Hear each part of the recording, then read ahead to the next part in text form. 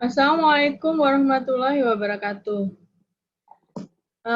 Di pagi ini, di pertemuan yang kedua ini, kita akan membahas hakikat dari pembelajaran, hakikat PBSI pembelajaran SD kelas rendah, gitu ya, PBSI kelas bahasa kelas rendah, gitu ya.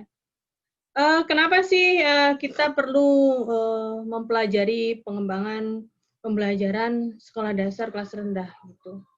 Karena bagaimanapun di SD itu hanya cuman 3R gitu ya. Basicnya 3R. Reading, writing, arithmetic. Jadi yang perlu diperkuat dalam Anda sebagai calon guru atau calon orang tua adalah bahwa kita itu hanya memperkuat bahasanya, kemudian matematikanya. Itu saja. Sedangkan IPA, IPS dan semuanya itu hanya pengembangan. Jadi kita ini kalau kita sebagai umat muslim ya berarti penguatannya itu adalah agama ya. Agama, matematika, membaca. Itu sudah tidak bisa diganggu gugat gitu. Itu basically dasar gitu. Kalaupun matematika maka dia akan bisa menguasai teknologi gitu. Kenapa mesti harus ada bahasa di situ? Karena dia akan menerjemahkan angka dan menghitung segala hal, atau dia jadi expert scientist, atau dia di kantoran, maka dia harus piwai bahasa. Dia harus bisa menerjemahkan apa maksud dari order atau perintah atasannya. Dia harus bahasa itu bisa memperlihatkan bahwa kita itu cerdas atau tidak gitu. Kalaupun orang itu mungkin tidak ngerti apa yang kita maksud, bahwa berarti dia itu memiliki keterbatasan kosakata gitu. Keterbatasan kosakata itu bisa disebabkan karena rendahnya dia gitu. Satu, interaksi komunikasi sosial dengan masyarakat sekitarnya dia itu kurang. Yang kedua, rendahnya minat baca dia lebih menguasai YouTube atau dia lebih menguasai. Jadi itu kadang-kadang kalau kita beri sebuah barang elektronik itu pasti ada introduction gitu atau petunjuk pemakaian. Kadang-kadang kita nggak ngerti dan kita minta tolong ke orang lain. Kenapa? Karena kita tidak mengerti bahasa. Misalnya ini gitu ya, safety gitu, bahwa ini ada petunjuknya gitu, bahwa ini tidak bisa dibuang pada tempat sembarangan gitu. Maka ini explosion, dia meledak. Kadang-kadang kita nggak ngerti gitu, maksudnya apa sih? Bisa jadi karena kita nggak ngerti bahasa Inggris gitu. Makanya bahasa itu sangat penting. Bahal. Terus yang ketiga adalah bahwa kita itu ditutup dengan akhlak dan budi pekerti yang bagus. Dari mana ya? Dari agama, karena kita mengerti sila pertama, Pancasila, ketuhanan yang Maha Esa. Gitu. Jadi paham ya gitu dari penjelasan saya ini gitu. Kemudian kita mengenal bahasa tidak ujuk-ujuk gitu. Jadi pengetahuan yang pertama semenjak kita lahir atau sudah ada penelitian terdahulu bahwa kita tuh mengenal bahasa itu sudah mulai dari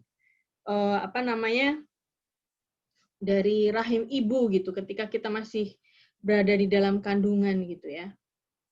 Terus kemudian kita berusaha untuk ibu kita mengaji katanya gitu kan, terus atau kata orang didengerin musik Mozart gitu ya, sehingga bisa menebus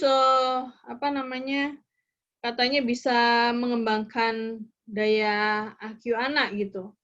Kalau saya sih keyakinan saya, karena saya orang muslim jadi saya mengaji aja terus gitu, sehingga suara pita suara saya itu sampai ke dalam kandungan saya gitu, sampai pada telinga anak gitu, melalui gelombang-gelombang tertentu gitu, dan saya percaya itu sih gitu.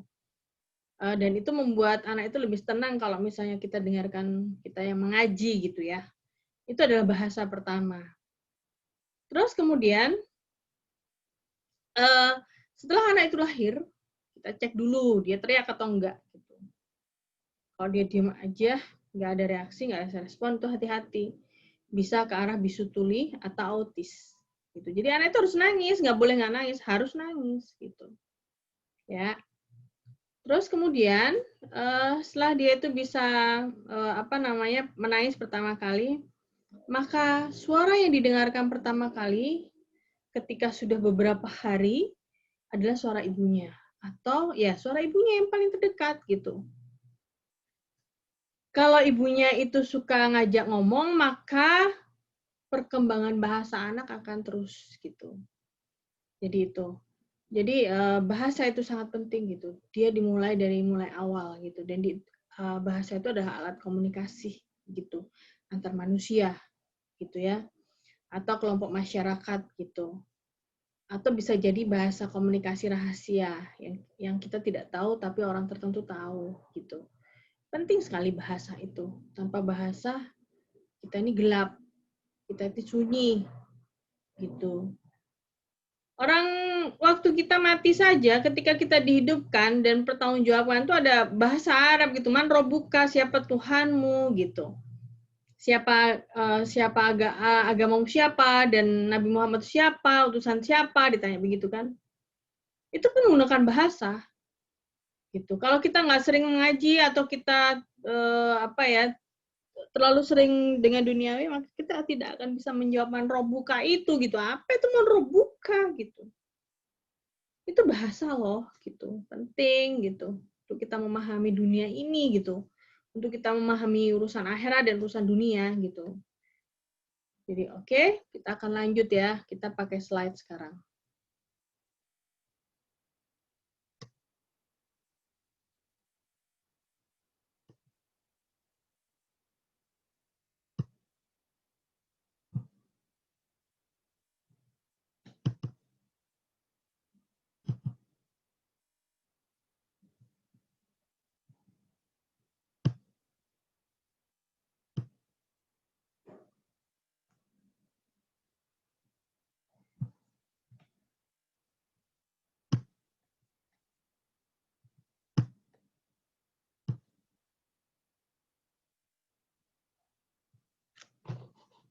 Oke, kita mulai ya, hakikat bahasa gitu.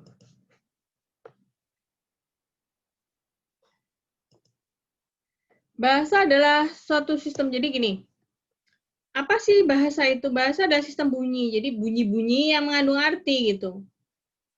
Bunyi-bunyi yang dihasilkan oleh alat ucap manusia. Ya. Terus yang digunakan, jadi melalui mulut ini memulai pita suara, kemudian bunyi-bunyi itu memiliki arti gitu. Yang ngerti artinya siapa? Ya manusia pada skup tertentu gitu. Yang dikomunikasikan dengan satu atau dengan yang lain gitu ya.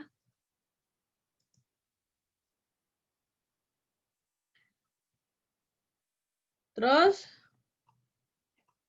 unsur bahasa sebagai sistem. Sistem itu begini. Sistem itu adalah semacam aliran darah ya, sistem. Jadi fungsi bisa jadi juga bagaimana sih sistem kerja suatu bahasa gitu. Jadi bahasa itu suatu sistem memiliki suatu kerja gitu. Seperti apa gitu? Sebagai apa gitu? Sebagai apa? Sistem sebagai apa gitu ya? Atau fungsinya untuk apa gitu? Satu, bahasa sebagai lambang yang dipahami oleh masyarakat luas. Lambang apa? Lambang pemersatu bangsa. Misalnya di sini adalah bahasa Indonesia adalah bahasa pemersatu bangsa. Dia sebagai bahasa ibu atau bahasa bukan bahasa ibu, bahasa nasional gitu yang memersatukan dari Sabang sampai Merauke. Terus sistem lambang tersebut bersifat konvensional, ditentukan sama ya. Kita menentukan bahasa Indonesia itu adalah kesepakatan dari pemerintah pusat. Nih, bahasa nasional adalah bahasa Indonesia. Dampaknya apa? Dengan adanya sistem lambang bahwa Indonesia mengadut bahasa Indonesia dan bukan bahasa Inggris, maka siapapun orang asing yang datang kemari harus dan wajib menguasai bahasa Indonesia karena itu menjadi komunikasi yang utama, gitu ya. Saking melindunginya itu lambang bahasa gitu, yang bermakna gitu. maka pemerintah tidak mewajibkan sekolah untuk mengajarkan bahasa Inggris. Terus ada lagi, lambang-lambang tersebut bersifat apidato kesepakatan. Terus lambang bersifat terbatas, tetap produktif, artinya sistem yang sederhana dan jumlah aturan terbatas. Nah, jadi dalam pemakaian bahasa Indonesia itu ada aturan-aturannya gitu, karena dia adalah lambang negara, gitu ya, lambang bahasa.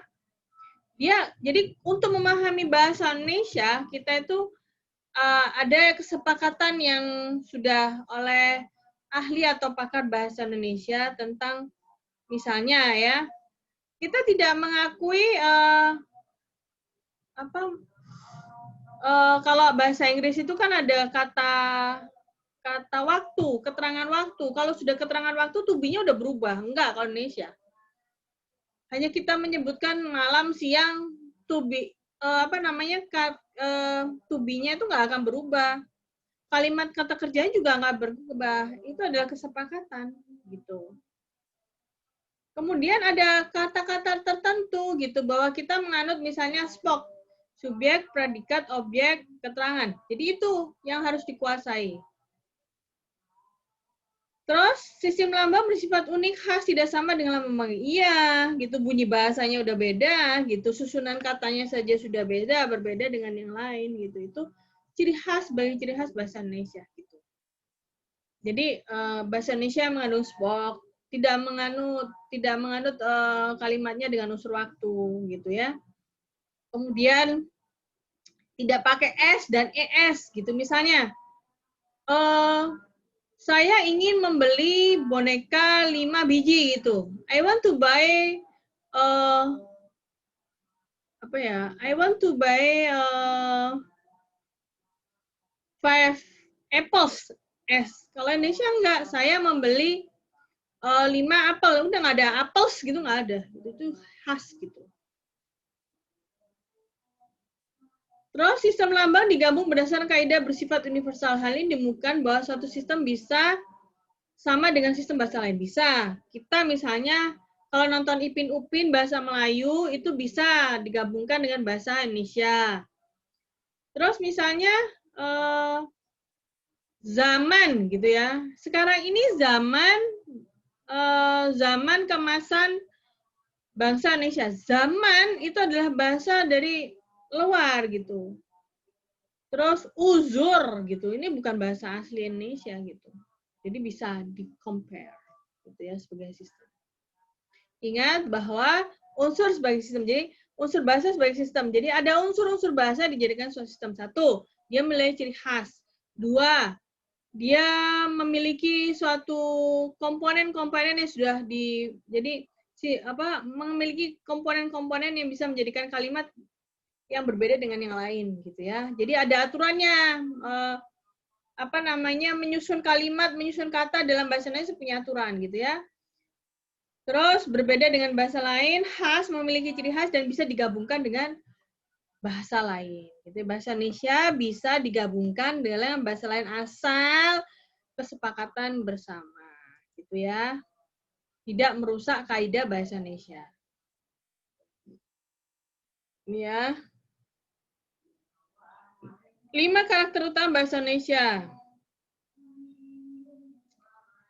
Bahasa bersifat arbiter. Hubungan antara lambang dengan digelambangkan tidak bersifat wajib, bisa berubah, tidak pada mengapa lambang tersebut makna tertentu. Jadi misalnya kata ungkapan gitu ya, arbiter gitu. Misalnya buah hati, anak, buah tangan. Jadi ada kalimat yang mana sebenarnya, ada kalimat yang bukan kalimat sebenarnya. Nah, misalnya buah itu berarti buah apel, buah kedondong, buah pepaya gitu ya. Tapi ada yang namanya buah tangan, berarti oleh-oleh, ungkapan secara tidak langsung. Kemudian buah hati itu berarti anak. Gitu. Bahasa bersifat produksif. Terus sejumlah besar unsur terbatas, namun dapat dibuat satuan ujaran yang hampir tidak terbatas. Jadi bahasa Indonesia ini akan terus berkembang gitu, akan terus berkembang. Misal ya, dulu nggak ada handphone gitu. Kemudian ada handphone. Handphone itu kan Inggris gitu. Kemudian disebut gawai. Itu muncul kan? Terus kemudian misalnya apa namanya ya? Ini apa? Alamat website gitu ya. Bukan enggak. Website itu bahasa Inggris, tapi alamat laman gitu. Jadi itu berkembang terus gitu ya. Terus bahasa bersifat dinamis. Bahasa tidak dapat berbagai kemungkinan perubahan sewaktu-waktu yang dapat terjadi perubahan. Fonologis, morfologi, sintaksis, semantik, dan leksikon. Jadi bahasa bersifat dinamis itu tadi dia akan mengikuti perkembangan zaman dan tidak ingin bahasa. Jadi selalu pakar-pakar bahasa akan berusaha untuk menerjemahkan bahasa asing menjadi istilah-istilah bahasa Indonesia gitu. Kita tunggu aja. Jadi kamus bahasa Indonesia itu akan terus berkembang. Untungnya sekarang ada kamus bahasa Indonesia digital. Jadi tidak paten. Antara tahun 1970 kamus bahasa Indonesia tidak ada sebagian kata sudah tidak bisa dipakai lagi. Jadi sifatnya dinamis gitu ya. Kemudian bahasa bersifat beragam. Meskipun bahasa memiliki kaidah pola tertentu, namun bahasa digunakan penutur heterogen mempunyai latar belakang sosial dan kebiasaan yang berbeda. Iya, bahwa bahasa Indonesia itu bukan lahir secara tiba-tiba, namun bahasa Indonesia itu adalah merupakan budaya, akar budaya dari berbagai macam provinsi yang ada di Indonesia. Macam provinsi maksudnya adalah berbagai macam bahasa di Indonesia. Gitu. Karena itu adalah ciri khas yang mempersatukan bahasa Indonesia sebagai bahasa nasional yang berbeda dengan bahasa asing. Bahasa bersifat manusiawi. Bahasa Indonesia itu hanya digunakan oleh bangsa Indonesia. Kemudian tidak bisa juga bahasa itu dimengerti oleh hewan gitu. Hewan tuh terbatas, kosakatanya cuma meong-meong doang kalau kucing gitu, meong gitu. Kalau misalnya tengkar, gitu doang. Gitu. Kalaupun komunikasi antar kucing, cium-ciuman dulu antar hidung gitu. Kalau manusia kan nggak mungkin. Kalau sampai komunikasi cium-ciuman antar hidung ya langsung ditabok gitu. Jadi itulah gitu ya 5 karakteristik bahasa gitu. Fungsi bahasa adalah alat komunikasi dan kontrol sosial gitu. Sampai di sini penyampaian bahasa ini saya akhiri. Wassalam, saya akhiri ya pembelajaran bahasa pagi ini. Saya akhiri, wassalamualaikum warahmatullahi wabarakatuh.